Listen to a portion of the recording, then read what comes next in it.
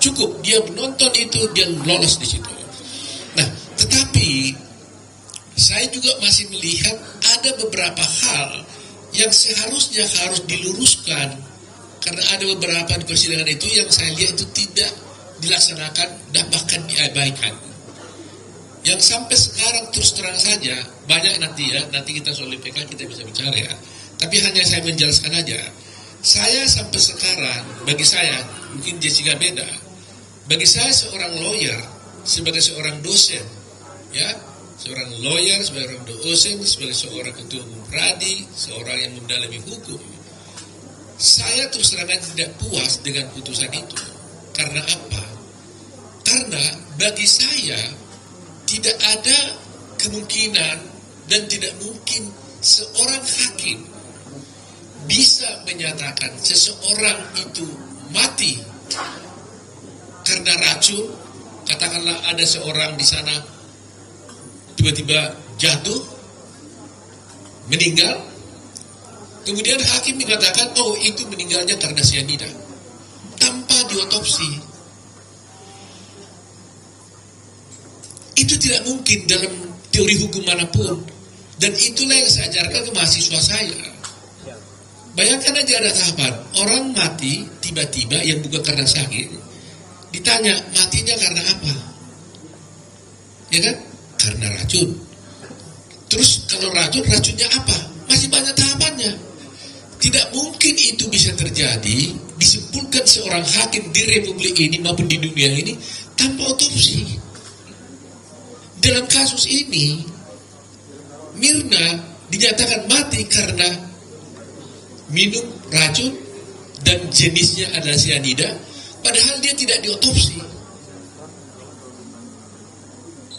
Apa Anda pernah lihat di republik kita ini ada orang mati yang masuk kasus pembunuhan yang tidak masuk perkara pengadilan yang tidak diotopsi?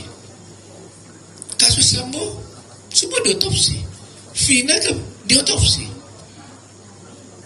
Tahunnya sama dengan kasus Vina 2016, bersamaan dengan kasusnya Jessica. Cuma kasus dia tenggelam karena Jessica punya itu langsung di live pada waktu itu. Tapi itu juga diotopsi loh tahun 2016. Kenapa Mirna tidak diotopsi? Sehingga hakim mengatakan Mirna mati karena racun dan dia ketahui racunnya cyanida tanpa diotopsi. Dari mana dasarnya?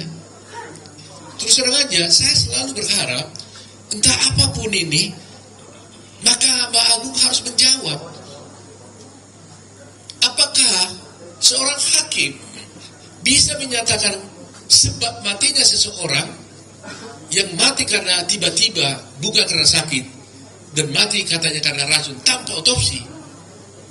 Kalau harus Mahkamah Agung mengatakan itu bisa, saya takluk tunduk, walaupun tidak ada dalam kamus hukum saya.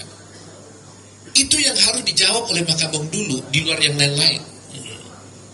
Kenapa Mahkamah Agung dan semua hakim mulai dari pengadilan mengabaikan ini? Argumentasi hukum saya mengenai otopsi ini gak pernah dijawab, tidak pernah dipertimbangkan.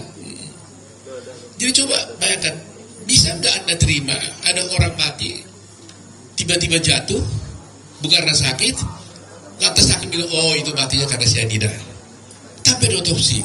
Itulah yang terjadi dalam kasus ini. Jadi ada ketidakpuasan saya secara akademik sebagai seorang lawyer tentang putusan ini. Sementara semua ahli yang kita ajukan, baik di Indonesia, baik yang dari luar negeri, Australia dan sebagainya, termasuk Singapura, saya tanya semua itu, mereka mengatakan impossible.